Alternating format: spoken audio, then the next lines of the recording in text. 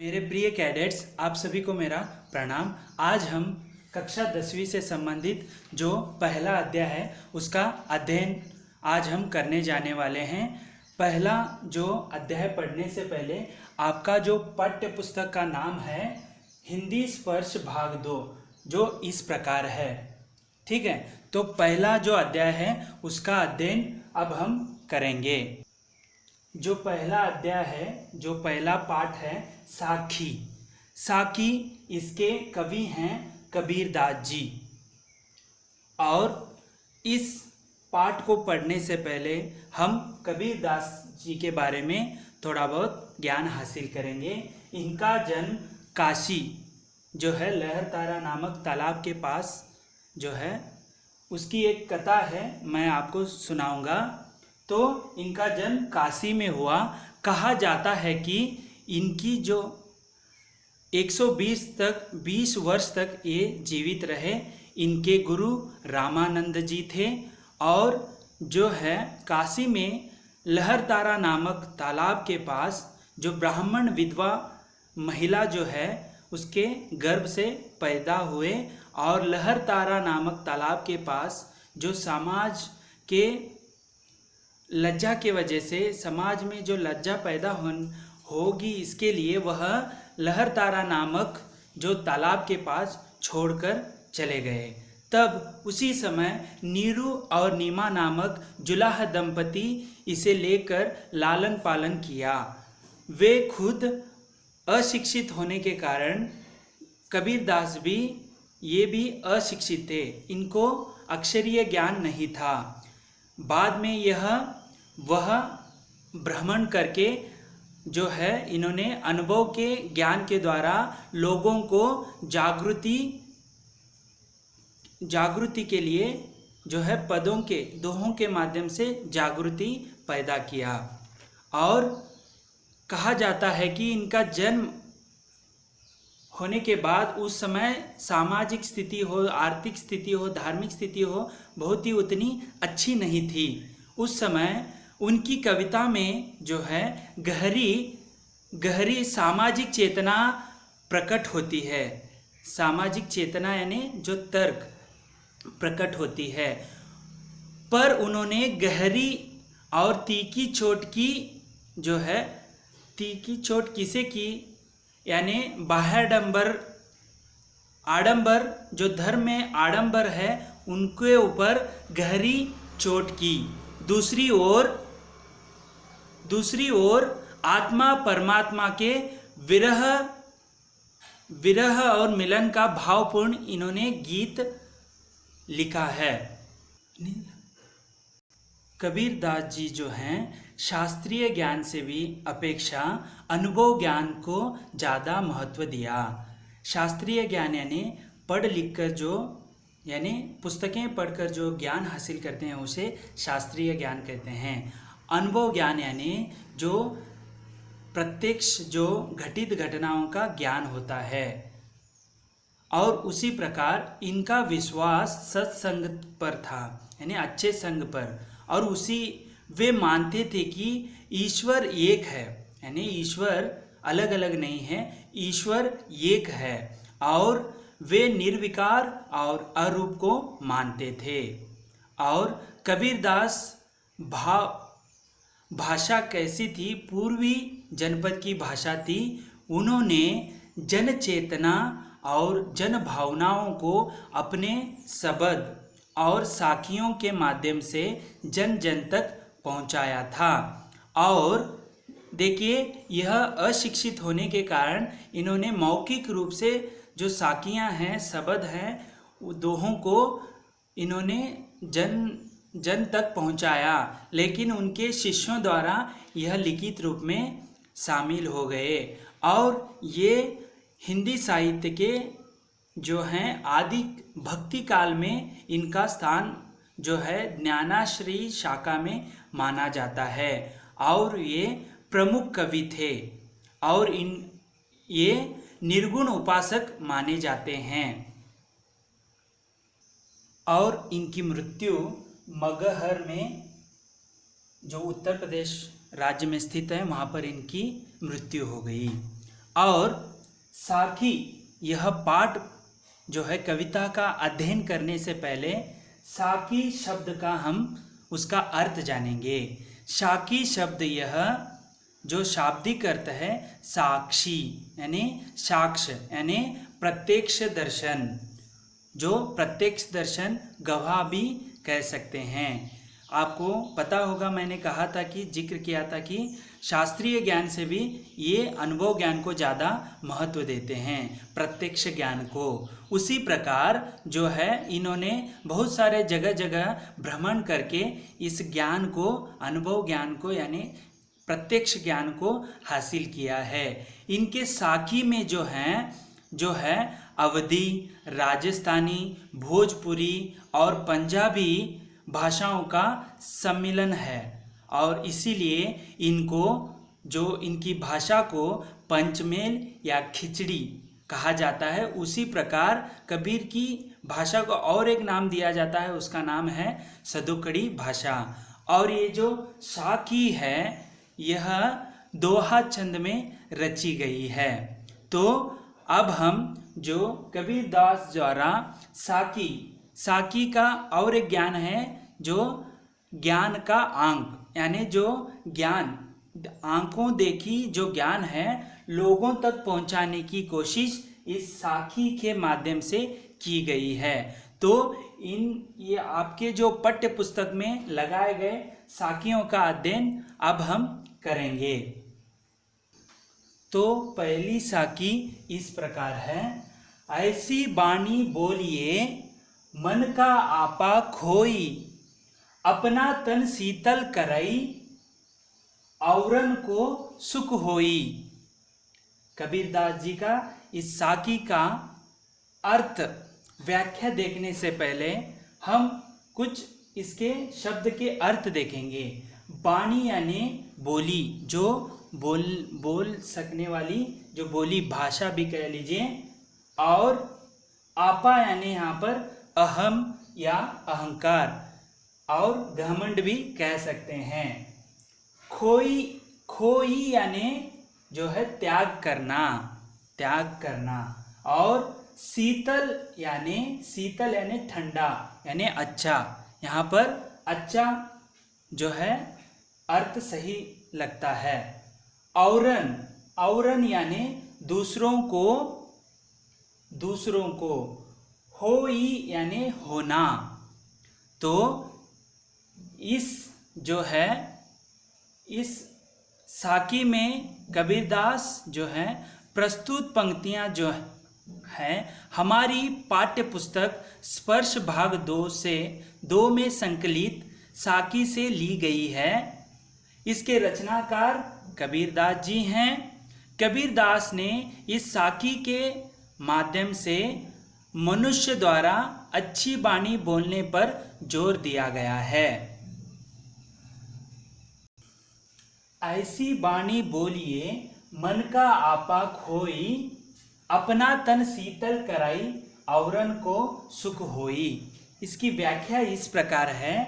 इसमें कबीरदास जी कहते हैं कि हमें अपने मन का अहंकार त्याग कर ऐसी भाषा का प्रयोग करना चाहिए जिसमें हमारा अपना तन मन भी स्वस्थ रहे और दूसरों को भी कोई कष्ट न हो, अर्थात दूसरों को भी सुख प्राप्त हो।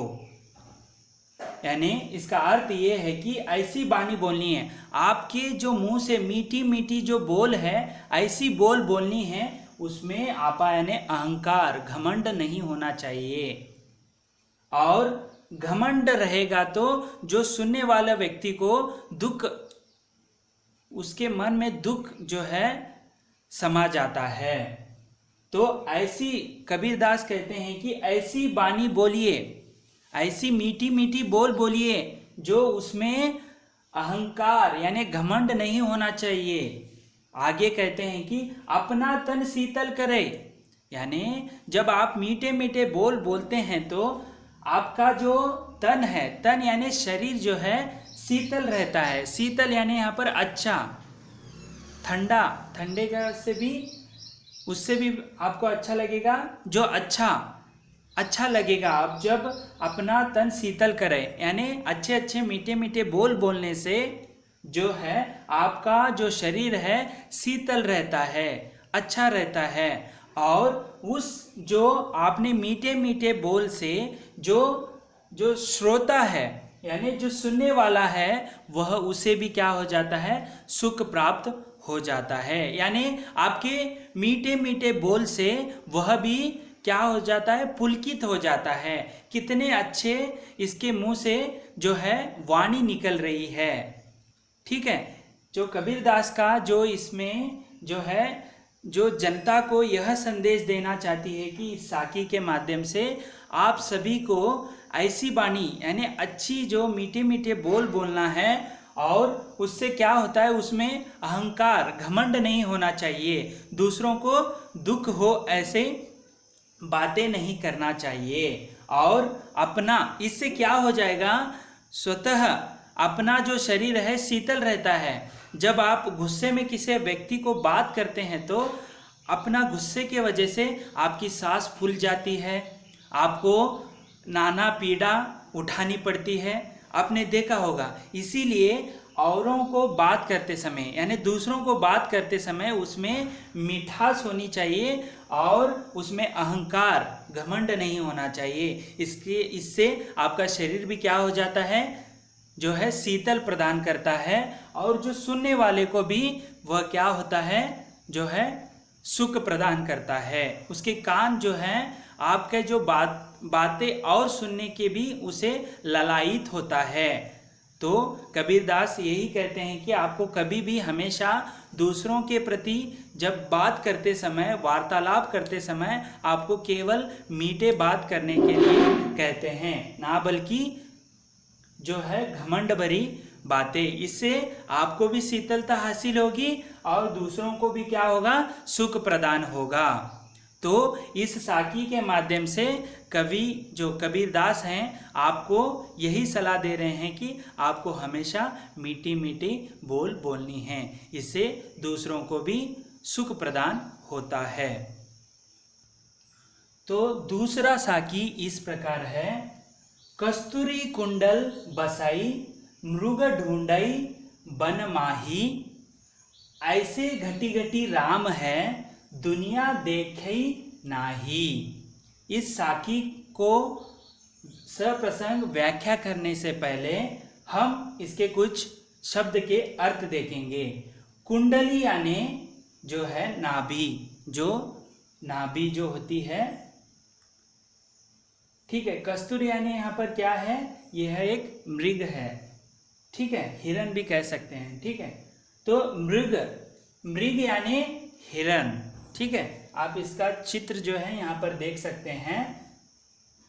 ढूंढे यानी ढूंढना है, बन यानी यहाँ पर जो है वन है, और माही यानी यहाँ पर वह ढूंढता है, मैं, ठीक है।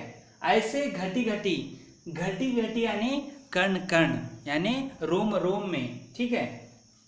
दुनिया देखे नाही, दुनिया यानी दुनिया है, देखना, नाही यानी देखता नहीं है। तो इसका हम अभी जो है इस प्रस्तुत जो साखी को है, आपको पता है स्पर्श भाग 2 से संकलित किया गया है और इसके रचनाकार कबीरदास जी हैं। इस साखी के माध्यम से कबीरदास कहना चाहते हैं कि भगवान की उपस्थिति का वर्णन करते हैं। भगवान जो है कण कण में बसते हैं, इसका वर्णन करते हैं। इसकी व्याख्या इस प्रकार है, कबीरदास जी कहते हैं कि जिस प्रकार एक कस्तूरी हिरण कस्तूरी की खुशबू को जंगल में ढूंढता फिरता है, जबकि वह सुगंध उसी की नाभि में विद्यमान होती है।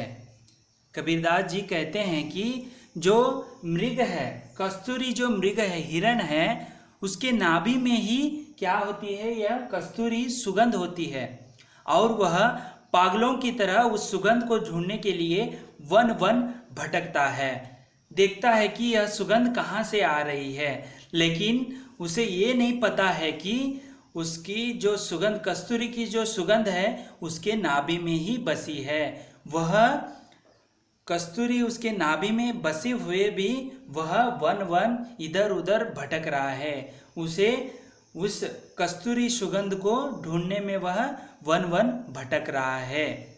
और आगे कबीरदास जी कहते हैं कि परंतु वह इस बात से बेखबर होता है, उसी प्रकार संसार के कण कण में ईश्वर विद्यमान है और मनुष्य इस बात से बेखबर ईश्वर को देवालयों और तीर्थ में ढूंढता है। यानी उसी प्रकार उन्होंने एक उदाहरण दिया है कि कस्तूरी मृग जो है, हिरण जो है, जैसे नाभि में ही उसके कस्तूरी सुगंध को बसा हुआ है, लेकिन वह वन वन उस सुगंध को ढूंढते हुए वन वन घूम रहा है। उसी प्रकार वे कह रहे हैं कि संसार में जो ईश्वर है कण कण में समाया हुआ है। यह ईश्वर जो है समाया हुआ है, मनुष्य को यह बात से बेखबर है, उसे पता नहीं है। लेकिन वह जो मनुष्य है क्या कर रहा है, ईश्वर को ढूंढने के लिए देवालयों में तीर्थ स्थलों पर जा रहा है, लेकिन वह बेखबर है कि वह ईश्वर जो है कण कण में समाया हुआ है। इसीलिए कबीरदास जी उन मनुष्यों को कह रहे हैं कि जो है अपने शरीर में ही, अपने अच्छे मार्ग से ही जो ईश्वर को ढूंढा जा सकता है, वह ईश्वर आपके शरीर में ही समाया हुआ है। इसीलिए मनुष्यों को कह रहे हैं कि उनको देवालयों में तीर्थ स्थलों पर ना जाकर अपने अच्छे कर्मों द्वारा, अपने अच्छे मीठे मीठे बोल द्वारा जो है अपने स्वयं का ज्ञान जो प्राप्त कर कर ईश्वर को ढूंढ सकते हैं। जो कबीरदास जो है मनुष्य को जो है ईश्वर को प्राप्ति करने के लिए इधर उधर न भटकते हुए, इसीलिए उन्होंने जो है मृग हिरण का, जो कस्तूरी हिरण का जो उदाहरण उन्होंने दिया है। जैसे वह अपने नाभि में ही रखकर वन वन ढूंढता है, उसी प्रकार आप भी देवालय या तीर्थ स्थलों पर ना जाकर मनुष्य अपने कर्म और अच्छे विचारों से ईश्वर की प्राप्ति कर सकता है। यह कबीरदास इस साखी के माध्यम से आपको कहने जा रहे हैं। तीसरी साखी इस प्रकार है, जब मैं था तब हरि नाही, अब हरि है मैं नाही, सब अंधियारा मिटी गया, जब दीपक देखा माही। तो इसके कुछ अर्थ देखेंगे शब्दों के। मैं यानी यहाँ पर अहंकार हो जाता है, और हरि यानी परमेश्वर, ईश्वर कह लीजिए, हरि, ठीक है। नाही यानी नहीं, तब अंधियारा यानी अंधकार मिट गया, दीपक यानी आपको पता है दीपक, देखा यानी देखना, माही यानी माही। इस साखी के माध्यम से कबीरदास कहना चाहते हैं कि मैं नामक अहंकार जब मिट जाता है तो ईश्वर का साक्षात्कार होता है। साक्षात्कार यानी उनका दर्शन होता है। और अभी हम उसकी व्याख्या देखेंगे। इसकी व्याख्या इस प्रकार है, कबीर जी कहते हैं कि जब इस हृदय में मैं अर्थात मेरा अहंकार था, तब इसमें परमेश्वर का वास नहीं था, परंतु अब हृदय में अहंकार नहीं है तो इसमें प्रभु का वास है। जब परमेश्वर नामक दीपक के दर्शन हुए तो अज्ञान रूपी अहंकार का विनाश हो गया। कबीरदास जी कहते हैं कि मैं नामक जो अहंकार यानी अज्ञान रूपी जो अंधकार था, वह जो अंधकार को जब मैं अहंकार मिट गया यानी ज्ञान रूपी दीपक जब जल गया तो मेरे हृदय में, तब अंधकार, अहंकार नामक अज्ञानी अंधकार जो है मिट गया। और मुझे अच्छी जो ज्ञान है वह हासिल हुआ। कबीरदास हम सबको यही कह रहे हैं कि पाठकों को यही कह रहे हैं कि जब तक मैं नामक अहंकार मिट नहीं जाता, यानी ईश्वर की प्राप्ति नहीं हो सकती। जब मैं नामक अहंकार, जब जो अज्ञान रूपी अंधकार जो है मिट जाता है, तो तब हरि की साक्षात्कार हो सकते हैं, यानी ईश्वर की साक्षात्कार हो सकते हैं। यानी इसका मतलब यही है कि आपको मैं यानी अहंकार जो है छोड़ना है, और हम सब यह जो तत्व है उसे पालन करना है। और आपको जब ये मैं नामक अहंकार छोड़ेंगे तो आपको ज्ञान जरूर हासिल होगा, और आपके जो अज्ञान रूपी अंधकार है वह मिट सकेगा। यहाँ पर हमने इस साखी के जो 3 साखियों का अध्ययन किया कबीरदास दास द्वारा रचित। तो अगला जो बाकी के जो साखी हैं उसे हम अगले भाग में जो है सविवरण देखेंगे। धन्यवाद।